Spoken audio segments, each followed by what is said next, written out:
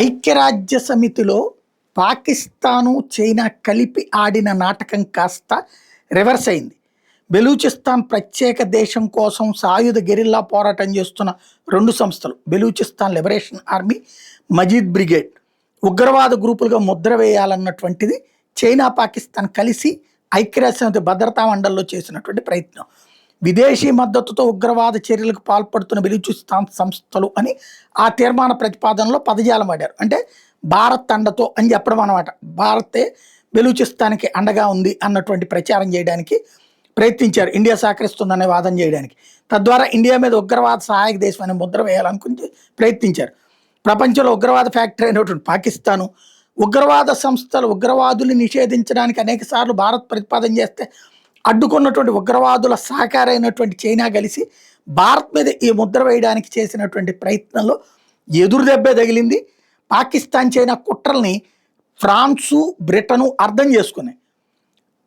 భారతదేశంతో సంప్రదించారు, లేదా భారతదేశం వాళ్ళతో చెప్పింది, లేదా వాళ్ళంతటా వాళ్ళే గ్రహించారో కానీ ఆ ప్రతిపాదనని వ్యతిరేకించినాయి. చైనా, ఇండియాల పట్ల మిత్రవైఖరి కలిగిన రష్యా ఇక్కడ మనకి గేమ్ ఆడింది, సైలెంట్గా ఉంది. వాస్తవంగా మన తరపున చించుకోవాలి కదా, రోజు చించుకుంటుంటాడు కదా పుతిన్. తీరా చూస్తే ఇక్కడ మాత్రం చైనా కోసం అది సైలెంట్ అయిపోయింది అనమాట. అంటే నమ్మదగ్గర మిత్రుడా అన్నది ఇప్పుడు సందేహం చైనా విషయంలో. దీంతో ఓటింగ్లో పాకిస్తాన్ తీర్మానం వేయిపోయింది. ఇది ఒక రకంగా భారతదేశం వేసిన ఎత్తు.